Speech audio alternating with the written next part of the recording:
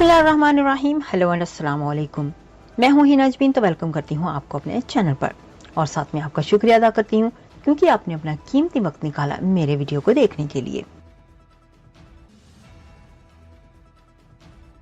Hasan Nasrallah की शहादत पर मुख्तलिफ मुल्कों में एहतजाज। इराक में 3 रोज़ा सोग।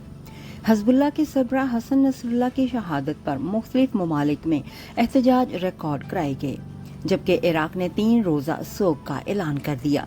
मीडिया रिपोर्ट्स के मुताबिक हसन नसरुल्लाह की शहादत के बाद ईरान, इराक और लबनान समेत मुख्तलिफ ममालिक में एहतजाज किया गया।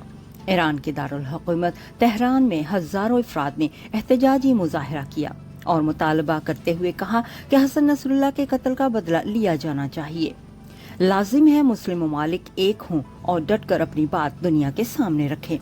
इराक में हज़बुल्लाह सरबराह की शहादत पर शहरियों ने शदीद एहतजाज रिकॉर्ड कराया। एहतजाजी मुजाहिरीन ने अमेरिकी सफारत खाने का घेराव कर लिया और सफारत खाने के अंदर जाने की कोशिश की। इंतजामिया ने बरवक्त एक्शन लेते हुए ग्रीन जोन पर इलावी गेट बंद कर दिया और अमेरिकी सफारत खाने की हिफाजत के लिए इजाफी सिक्योरिटी तलब कर ली। पाकिस्तान समेत कई ममालिक में हसन नसरुल्लाह की शहादत पर आवाम में शदीद गम और गुस्सा पाया जाता है।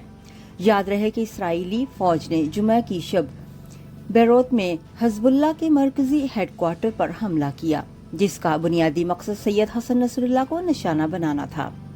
इसराइली फौजी हमले में हसन नसरुल्लाह और उनकी बेटी ज़ैनब नसरुल्लाह शहीद हो गई थीं। हसन नसरुल्लाह को निशाना बनाने के लिए इसराइली तैयारों ने रोज बेरूत में एक साथ 15 मिसाइल दागे थे, जिससे 6 इमारतें तबाह, 8 अफराद शहीद और 91 जख्मी हुए थे।